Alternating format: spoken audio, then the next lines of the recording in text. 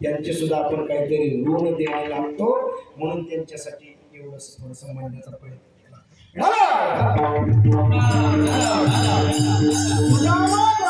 दुःखे दारिद्र्य पिढीला मुष्टीभर पोळे देऊन त्याच्या भेटीला गेला, शुद्ध भाव देखून या गाव सोन्याचा दिला. देवा, तू त्या सुदामा ब्राह्मणाला फक्त 3 मुठे पोह्याच्या बदल्यामध्ये गाव सोन्याचा दिला. न्याय आहे का तुझ्याकडे? तुला न्याय कळत नाही. धुंद झाला तुझा दरबार. पुण्यवंत पाताळ लोकी नेला, दारिद्र्य तो भाग्यवंत केला, चोरट्याचा बहुमान वाढविला. कोण आहे चोरटा? अरे ज्यानं शुद्ध ब्राह्मण 7 रांजण भरले मारून, तो चोरटा वाल्मिक ऋषी, त्याला वाल्याचा वाल्मिक ऋषी केला आणि त्याच्या हातून रामायण लिहिलं. आणि तू तसा देवा वागला. काय तुझ्याकडे न्याय आहे? धुंद झाला तुझा दरबार. कीर्तिवानाचा अपमान केला. कोण आहे कीर्तिवान?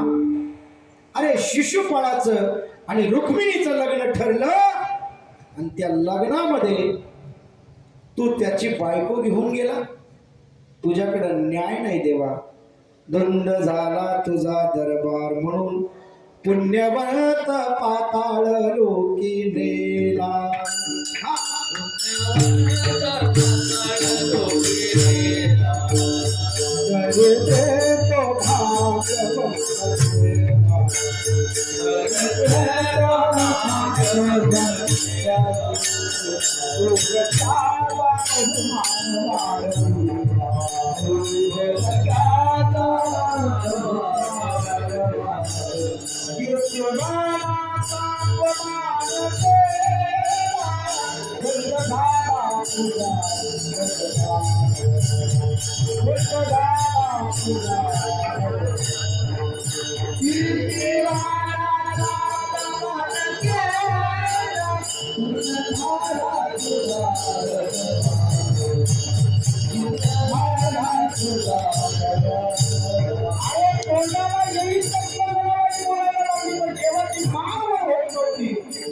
उभी राहुली आपली शिव्या देते त्याची जणी.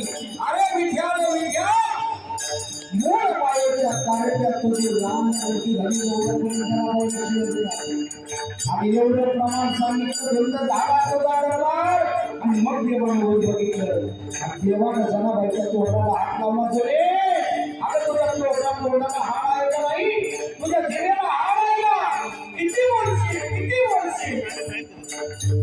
त्यावेळेस जनाबाई म्हणते, माझा अधिकार बोलण्याचा आहे. देवा तेवढा अन्याय केला.